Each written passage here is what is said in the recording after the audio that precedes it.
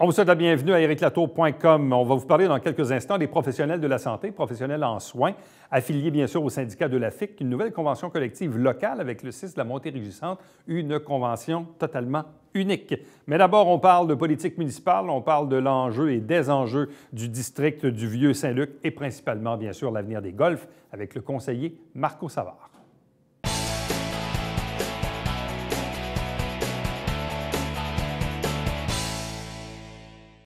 Comme on le fait à chaque automne et comme on l'a fait d'ailleurs depuis les dernières semaines, on reçoit à tour de rôle les conseillers municipaux de la ville de Saint-Jean-sur-Richelieu. Question de parler des enjeux de la ville, mais des enjeux plus précisément de chacun des 12 districts, des 12 quartiers. Avec nous aujourd'hui, on parle du secteur Vieux-Saint-Luc, avec non pas un vieux conseiller, quoi qu'il est là depuis quelques mandats, Marco Savard. Bonjour. Bonsoir, M. Latour. Ça va bien? Ça va très bien, merci. Malgré mon jeune âge. Oui, malgré, c'est ça. Donc, un vieux conseiller malgré son jeune âge. Ouais. Donc, il y a déjà quand même quelques mandats derrière la cravate. Quatrième mandat, effectivement. Quatrième mandat. C'est un mandat qui est différent des autres. Il y a eu un changement à la mairie, changement de fer également. Il y a eu une année âprement difficile qui semble, depuis quelques semaines, se nourrir d'une certaine accalmie. Est-ce que vous la ressentez également? Est-ce que c'était souhaitable? Est-ce que vous pensez que ça va durer?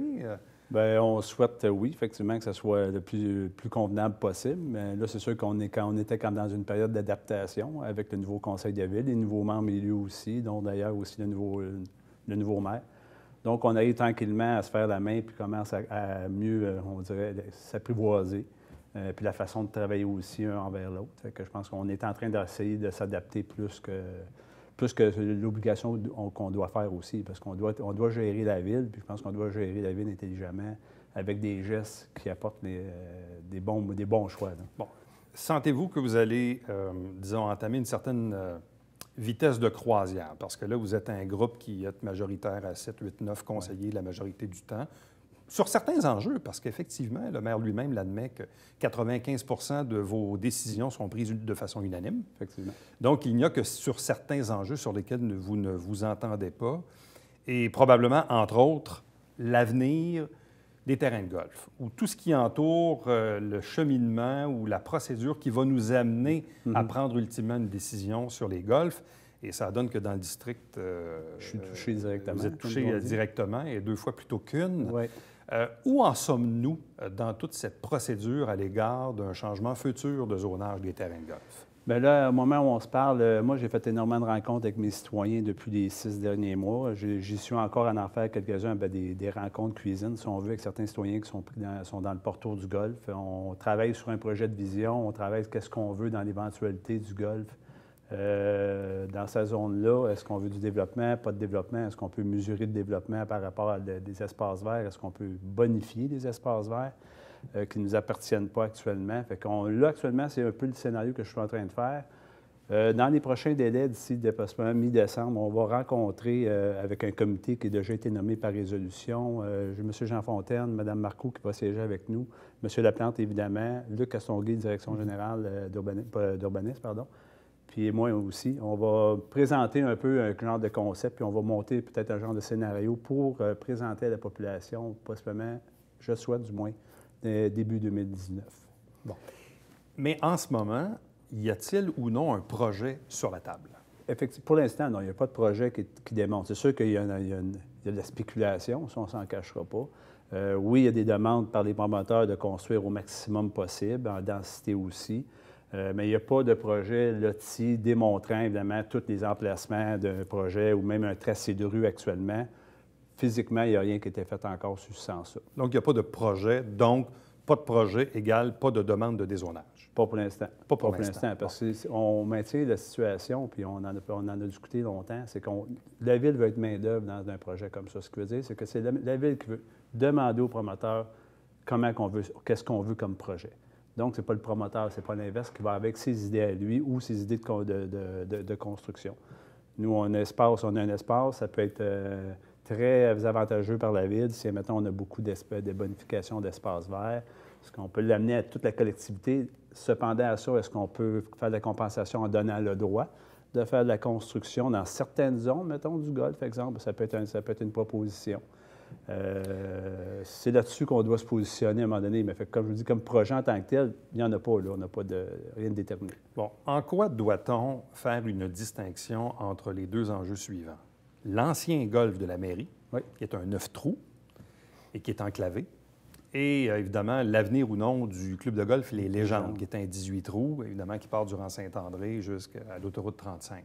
C'est quoi la différence entre les deux enjeux? Le premier enjeu dans le dossier du golf de la mairie, qui est à l'extrémité de la mairie, justement, qui touche le boisé, on a un projet de passerelle à cet endroit-là. On a déjà commencé des démarches avec Hydro-Québec pour faire des enfouissements des fils pour pouvoir permettre de réaligner et axer la nouvelle passerelle qui va arriver au bout de la mairie. Oui.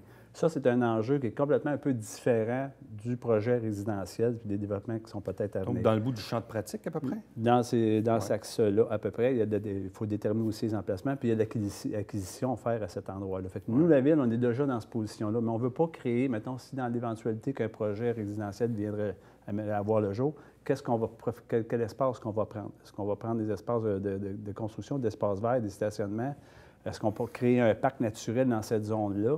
Est-ce qu'on va avoir de la construction? C'est pour ça que cette zone-là, on l'a attachée dans l'ensemble du projet des golfs, pour justement tout faire un projet d'unité, pas d'unité résidentielle, mais un projet d'ensemble qui toucherait tous les deux golfs. Les citoyens qui habitent au pourtour du golfe de la mairie, là, les fameux 9 trous en question, est-ce que vous les sentez ouverts à un certain développement ou si vous sentez plutôt que les citoyens se disent, écoutez, moi j'ai acheté une maison et à l'arrière, il n'y en a pas, c'est le terrain de golf, puis je ne veux pas que ça change?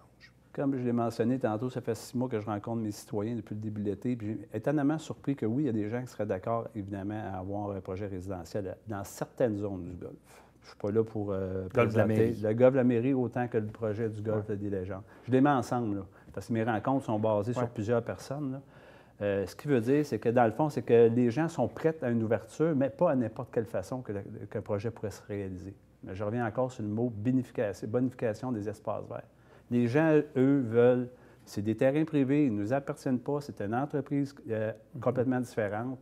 Si la Ville peut acquérir une partie de ces espaces-là pour la donner à la collectivité, ça, les citoyens dans le pourtour du golfe, j'en ai quand même 400, j'en ai plusieurs de rencontrer. Je vous dirais, en général, la majorité sont quand même favorables, mais, comme je vous dis, pas à n'importe quel prix non plus. Mais dans le cas du golfe des Légendes, évidemment, il y a plus d'espace. Oui. Certains parlaient, bon, est-ce qu'on met du logement? Est-ce qu'on y va avec des condos? Est-ce qu'on y va avec une densification de 3 ou 4 étages, mais plus en bordure de l'autoroute 35, plus loin? Qu'est-ce qu'on fait avec le reste? Est-ce qu'on peut avoir certaines zones dédiées plus à un usage public? Est-ce qu'on repousse les nouvelles constructions un peu plus loin? Est-ce que c'est ça un peu qu'on regarde en ce moment? Bien là, on regarde cette option-là, mais on regarde plutôt voir est-ce que des gens sont d'accord à avoir un projet résidentiel dans ces zones-là. La première étape à suivre, là, c'est la consultation publique, puis l'indice que des citoyens qui vont te faire part, écoutez, ça tient la route ou c'est inacceptable. Si ça devient inacceptable, à ce moment-là, on n'avancera pas dans des projets et des créations avec ces tables à dessin parce qu'on n'y arrivera pas. Parce qu'il y a quand même beaucoup d'enjeux, puis il y a des frais attachés à cet espace de développement-là. Parce qu'on parle d'acquisition d'espaces verts, bonification des espaces verts, il y a de l'acquisition, il y a des frais à payer. Si on parle de développement, il y a des rues à construire, il y a de l'infrastructure majeure à faire, il y a des frais attachés à ça. Bon. À l'autre extrémité du spectre, est-ce qu'on regarde aussi la possibilité et évaluer cette possibilité-là de dire on touche à rien et la Ville achète les terrains et il n'y a aucun développement, aucune construction? Ça peut être envisageable, ça peut faire partie du troisième scénario. Mais la situation, elle dit que telle, on n'a rien pour rien. Donc, combien ça va représenter comme coût ou règlement d'emprunt pour assumer cet achat-là, cette acquisition-là? Parce qu'on s'entend, il n'y a pas un promoteur, mais il n'y a pas les entreprises qui appartiennent à ces espaces-là ne sont pas pour les donner gratuitement à la Ville. Donc, il y a une valeur ajoutée à cette mobilisation-là. Elle s'élève à combien? Mais il faut le déterminer. Donc, il faut engager des démarches. Pour voir une évaluation, ça vaut au-dessus de 10, 12, 20 millions, aucun million, on n'en a aucune idée.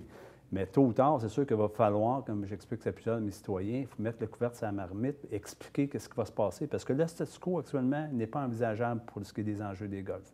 Parce que dans 4 ans, on change de conseil de ville, c'est des nouveaux élus qui arrivent en place, on revient encore à rebousser de toute cette sauce-là.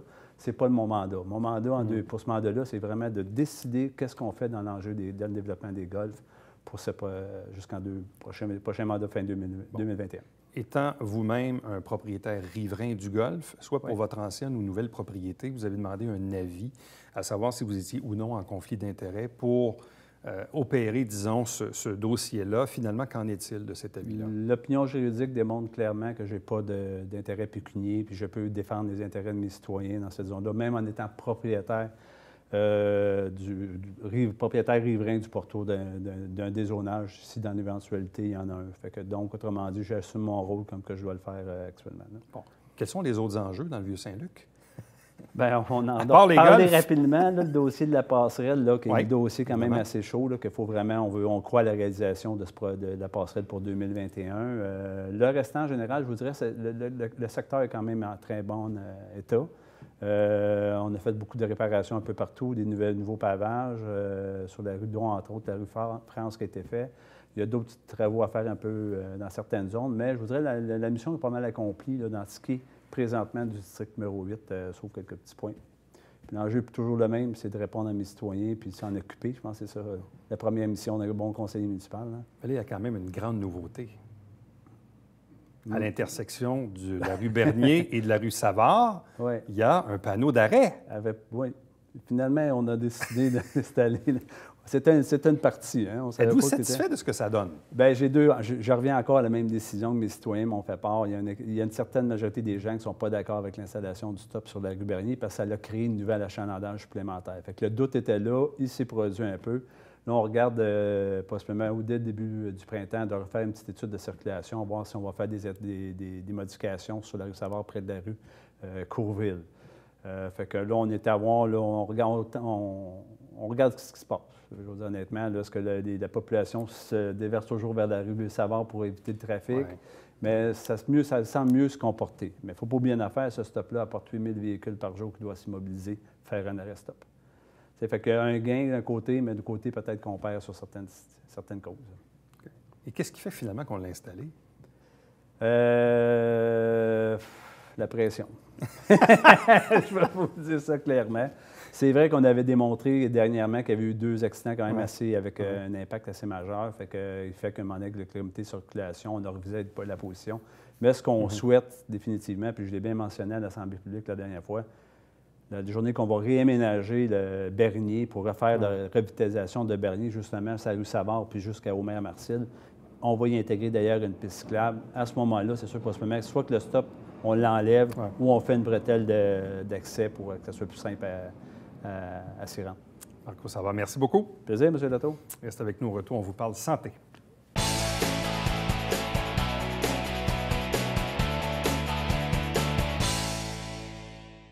Mesdames et messieurs, bonjour et bienvenue à la Justice entre nous. Mon nom est Serge.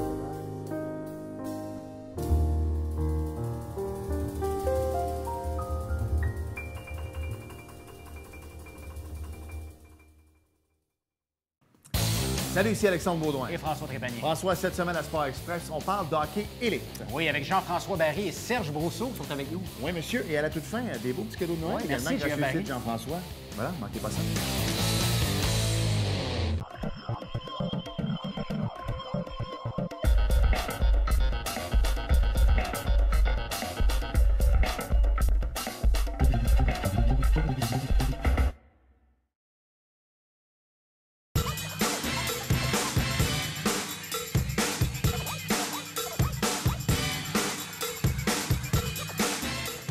Dimanche, 9h30, Télé Bingo, on vous attend.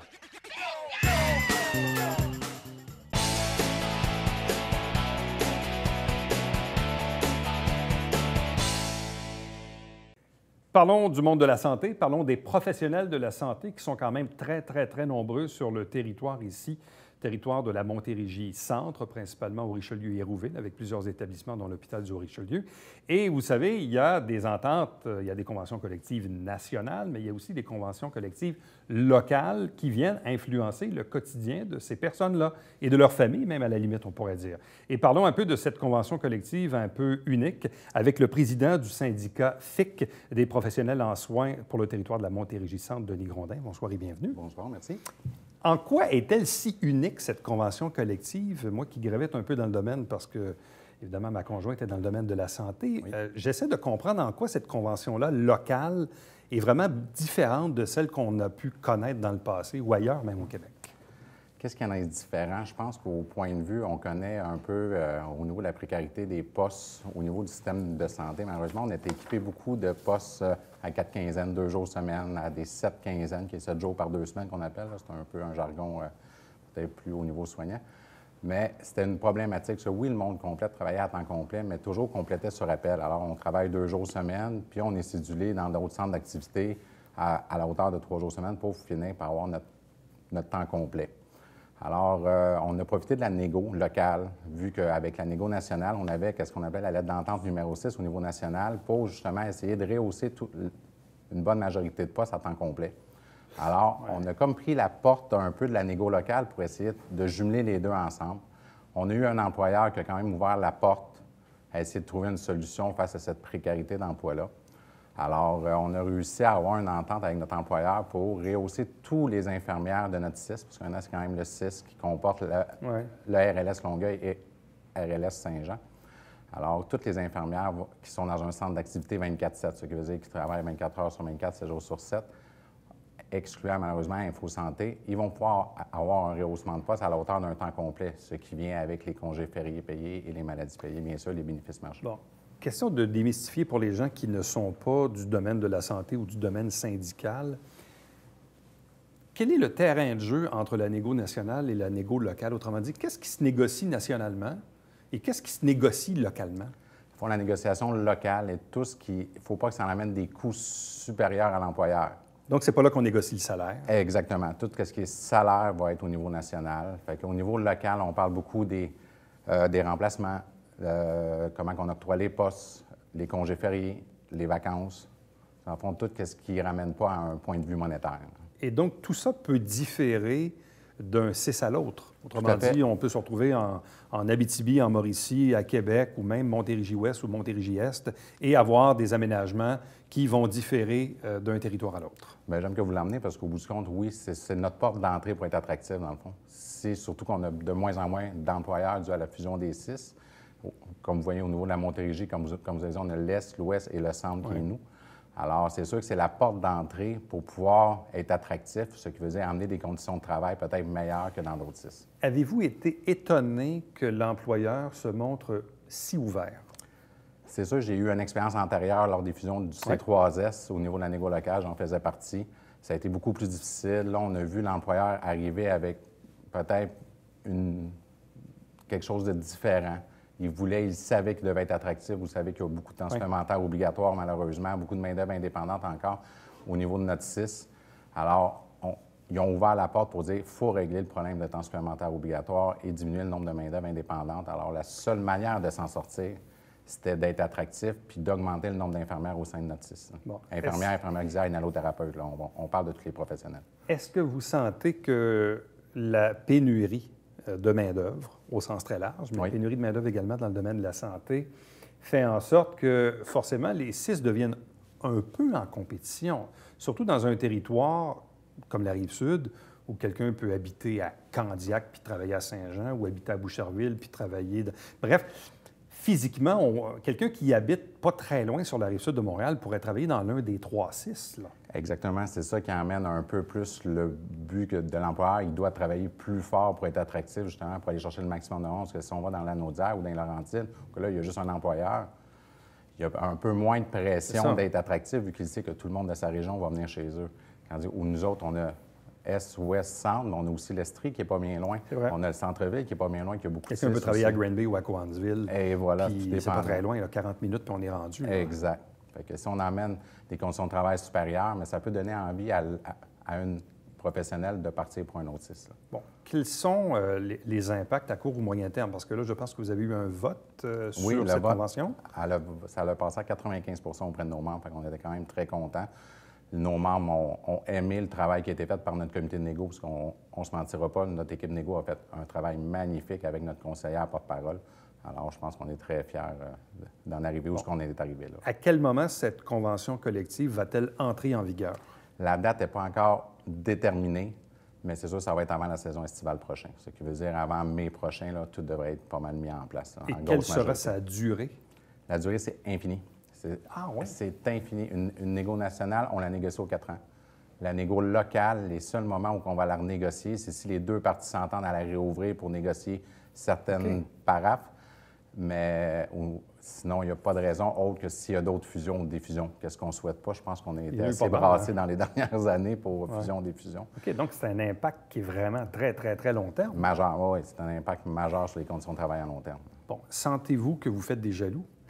Oui, pour être franc, oui, j'ai déjà été interpellé par de mes collègues de l'Est et l'Ouest pour pouvoir avoir nos textes, là, parce que je pense que les employeurs, une fois qu'ils ont lu nos textes, je pense qu'ils ont eu quelques craintes de rétention au sein de leur système. Bon, et là, ce que la grande question, c'était de dire, mais comment vous avez fait? C'est ça? Est-ce que c'est ça qu'on vous a dit à l'Est et à l'Ouest de la Montérégie? De dire, bien, comment ça se fait que vous autres, vous avez réussi à faire ça? Je pense que c'est l'ouverture de l'employeur qui a fait la différence. Là, on a entendu, c'est ça, il y a d'autres négociations qui ont été beaucoup plus corsées. Là, on peut parler de l'Outaouais qui n'est pas encore réglé, qui est plus difficile.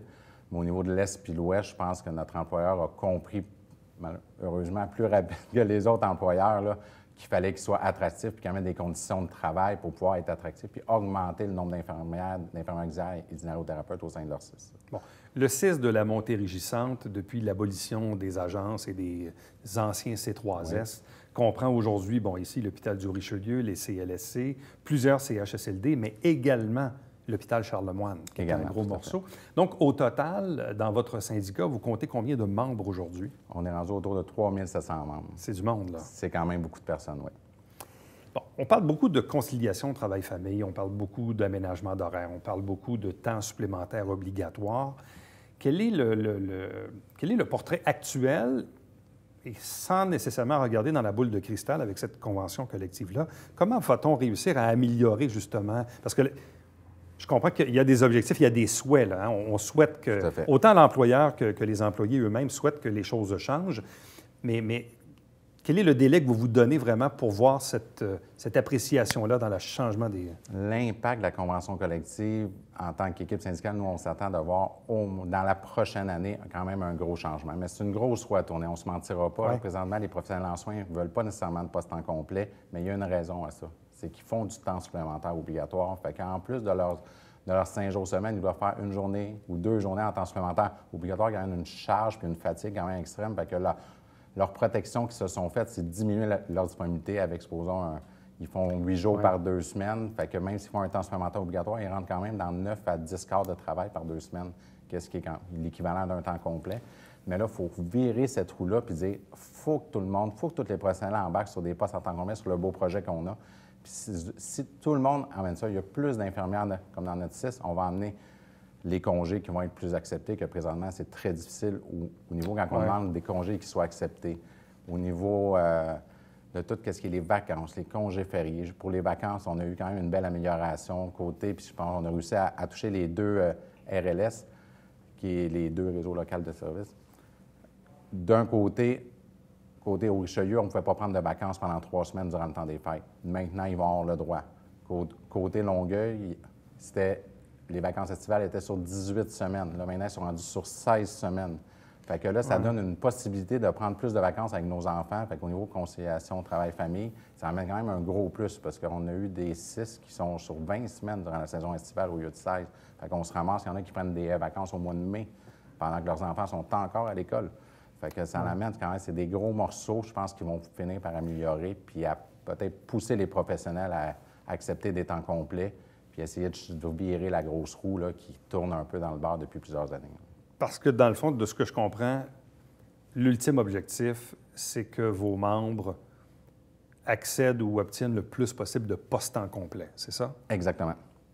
Parce qu'on va rehausser tout le monde qui ont des petits postes, ils vont être rehaussés à temps complet. Fait que c'est de la surplus de structure. Fait qu'on va, au lieu de gérer des absences puis gérer des négatifs en tant que personnel, on va gérer des surplus. Le but est là. D'ici 1 an, on veut que l'employeur ait à gérer des surplus et non du temps supplémentaire obligatoire. Parce qu'offrir un congé à une salariée, c'est beaucoup plus facile que le forcer à rester pour un quart de travail. Est-ce qu'on a comptabilisé le nombre d'heures que représente le temps supplémentaire obligatoire? Je veux dire, sur une année, ça équivaut à combien de postes là, de tout ce temps supplémentaire qu'on accumule? On ne l'a pas comptabilisé exactement. On l'a fait côté Longueuil dans le temps, ça fait à peu près 2 ans là, avant que les fusions soient faites, puis c'était énorme comme heure de temps supplémentaire obligatoire, mais depuis la fusion du 6, le travail n'a pas été fait encore là, au niveau. Parce qu'on peut imaginer que quand on cumule tout ce temps supplémentaire obligatoire, qu'au bout d'une année, ça doit représenter des dizaines et des centaines de postes à temps plein. Clairement, exactement, tout à fait. Puis là, on parle du temps supplémentaire obligatoire. Obligatoire. Obligatoire. Le temps supplémentaire tout court. C'est sans compter le temps supplémentaire tout court, parce qu'on ne se mentira pas que les professionnels en soins, ils en font beaucoup de volontaires du temps supplémentaire obligatoire, puis une bonne majorité, surtout dans des centres d'activité plus critiques, des fois, comme l'urgence, les soins intensifs, des fois, ils manquent beaucoup plus de monde. En centre d'hébergement, ils font énormément de temps supplémentaire volontaire. Mais un moment donné, quand on fait des volontaires, un moment donné, un centre d'activité peut rouler comme ça avec du volontariat, mais quand on en fait trop, un moment donné, le monde ne sont plus capables, ils sont fatigués. Là, on tombe au temps supplémentaire obligatoire souvent, parce que le monde devient avec trop de fatigue, puis il refuse le temps supplémentaire volontaire. Donc, prochaine étape, c'est la mise en application de la Convention, probablement quelque part avant l'été. Exact. Pour une durée indéfinie? Indéfinie, espérons le plus longtemps possible avec quel compte. Bon. En terminant, une question très ouverte, mais très rapide. Bon, changement de gouvernement, changement de ministre. Sentez-vous que ça va changer quelque chose dans vos milieux de travail ou dans vos conditions futures? J'ai hâte de voir, la ministre Megan a quand même amené qu'elle voulait retirer tout ce qui est temps supplémentaire obligatoire. C'est une belle phrase, mais j'ai hâte de voir les moyens qu'elle va prendre. Parce que pour pouvoir faire les moyens, il faudrait qu'elle prenne notre convention locale, puis qu'elle rehausse toutes les infirmières partout au Québec. On les rehausse toutes à temps complet, puis peut-être que là, on va finir par y arriver. Mais tant qu'on va rester avec des 6 qui ont des 2 jours semaine, puis des 3 jours semaine, c'est impossible de s'en sortir. Vous allez pouvoir lui envoyer. Bien, ça va me faire plaisir de lui envoyer, c'est certain. M. Grondin, merci beaucoup. Ça me fait plaisir. Reste avec nous au retour, Babillard Quotidien.